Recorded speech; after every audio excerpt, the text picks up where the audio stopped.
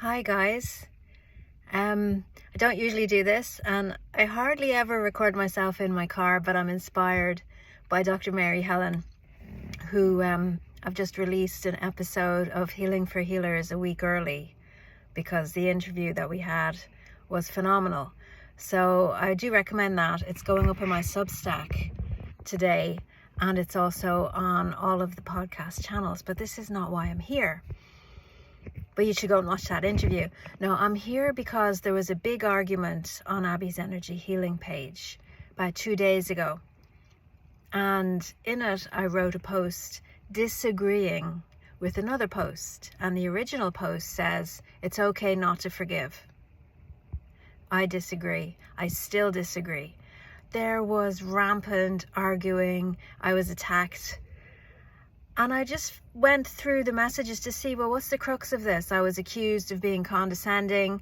Maybe some of my comments come across as condescending. I say it like it is. I say it like how I believe it. So yeah, I can understand people thinking that. And I thought, oh, well, maybe I have to be nice, nicer. I went into my heart and I checked. Did I do something wrong? No, I didn't. I stand by what I said. Forgiveness is a vital part of the healing process. This isn't about forgiveness, this video. This is about me being attacked, me understanding why I was attacked, and me walking away and clearing. Because last night I did the first of 3 sessions of the forgiveness sessions. And so for me, it was more important to put my energy into that. So I woke up this morning after done session 1, finding the trajectory of where the program's going and happy in that, to find somebody wrote on my newer post to thank me for continuing to spread my message, because it's an important message, and it is. So you need to just, find what's your truth. Okay. And then ask yourself, is this the truth? This is the hard bit. Okay. What's your truth? What's my truth doesn't count for peanuts. What the truth is, the highest truth, is that forgiveness is a fundamental part of the healing process. The highest truth is that there is something bigger than us that, that has created right and wrong. Darkness has been created by the creator who's created everything. Here's the piece. You get to choose where on the trajectory do you want to be, where on the consciousness polarities from bright to dark, where do you want to sit? When I say raise your vibration, that's what I'm talking about, going up to the light. It's your choice. So I'm going to put it out there. If you want to sit in anger and resentment and guilt and shame, that's your choice. If you know that you're sitting in anger, resentment, guilt and shame, and you're not happy about it, then you start to shift. And you go, okay, I'm not able to release the anger, guilt, and shame, but I don't like sitting here in it. What do I need to do? Changes everything. And then you could say, I'm not ready yet, but I know I have to do this. At some point in my life, I'm not ready. And you could stay there for a long time, but you've already lifted out of the wanting or needing to stay in it. Because I'm so angry, and how dare you, and the world has done this to me, and this has done it to me, and that has done it to me. And say, no, it's your expectation that they wouldn't do it to you is what you're sitting in. It's your need to be right is what you're sitting in. It's that your truth is bigger than the truth, which is not the truth. I'm wrong. I get it wrong. I own it because I'm responsible. People think that's condescending, then that's fine. The truth will set you free, but first it will piss you off, right? So here's the take home that I hope will make you think. There are people in that trajectory, in that polarity of dark to light, who don't want to move. And they never will because they choose not to. However, if I decide that they never will, don't give them that option, then we're holding them in that fixed position. So allow people who aren't ready yet to become ready. I mean, this came up for me yesterday when we have these cliches, this conditioning. A leopard never changes its spots is conditioning, and you can hold on to that until you realize, well, An angry person can decide one day, can wake up one day and decide, I don't want to be angry anymore. But while they're angry, being angry is the only thing they know. And they don't want to let go of that. We have to understand that and not judge them for it. That's the behavior, that's the need, that's the desire, that's what they're able to do in that moment. Forgiveness equals understanding, equals making space for the other, equals claiming responsibility for your expectations. I expected the system to look after me and my family, and it didn't. Do systems look after families?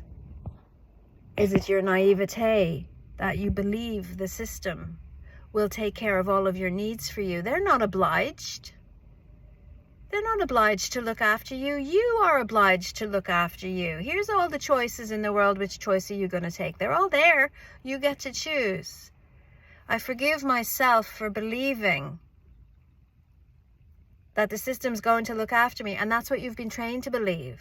So it's not your fault maybe if you believe it. Maybe it's an inherited belief. Maybe it's solid in you, so solid that it was such a shock to discover that they don't look after you. They never have.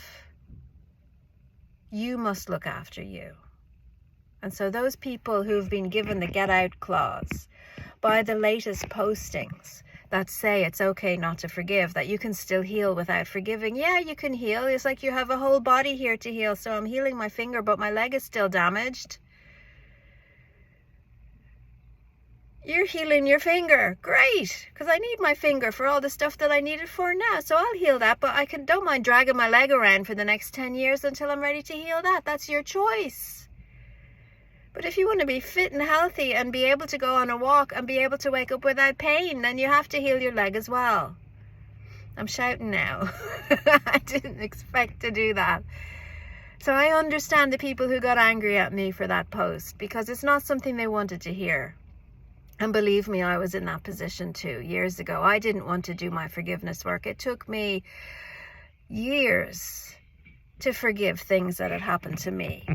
But I set my trajectory, and I was patient and kind with myself, and I forgave myself for having the expectation that the system was going to look after me, that people were going to look after me, that I was going to get everything I needed from outside of me. It doesn't work that way. That's the truth. So where are you with your stuff? Okay, I have great compassion for everybody. We're all in this world which is inverted and designed to pervert and to keep you down, because it's only the few who have the courage and the strength and the conviction to come out of the guilt and out of the resentment and out of the anger and up into the higher energies, the higher frequencies. But those are the beacons. I'm sorry, this keeps slipping. Those are the beacons that keep the rest of us going. When you look at a beacon of light and you see the way home, you look at a beacon of light and you go, that's possible to do. We have grown out of the guru. We have grown out of, the hermit in the cave doing that prayer. We can't see them in action. Take a hermit from the cave and bring him into the world. Let him go home and live with his family. That's what you guys are all doing. You're all living with people. You're all on social media with people. And you're bringing your light there. And it's fucking hard. And that's okay. And you can take a day off and you can have a sick day and you can eat the thing that you told yourself you weren't going to eat, which is what I did yesterday. And I forgave myself for deciding that I wasn't going to eat it instead of forgiving myself for eating it. It's a different thing. Life is hard. And if you want a bloody cheese sandwich, toasted cheese with melted, drippy, lovely, stringy, warm, then have one. Just don't be hard on yourself afterwards. Anyway, it's 9 minutes already. I thought this was going to be brief. I'm not here to explain myself. I'm here to say that I still firmly believe that forgiveness is a fundamental part of everybody's healing process. I firmly believe that people don't want to do it. I believe that people aren't ready to do it. I believe that people don't even want to consider the idea that they have to do it. We're all on different places in the polarity of growth, the polarity of frequency of our vibrational energy fields. And that's the way it is. And we all live together. So I'm sending love to all of you, especially those of you that have been triggered by this. And if you're feeling triggered by this and you want to be triggered even more, then go check out Healing for Healers podcast, me and Mary Helen. Wow. And then if you want to cry, you can go and find the episode with me and Marie Byrne and vulnerability. I think it's a few episodes before that where she opens up her heart as to how she felt when the whole world ganged up against her and me and maybe you. Because we're fragile and vulnerable as well as being strong and courageous. And it's our authenticity that shines through, just like the truth.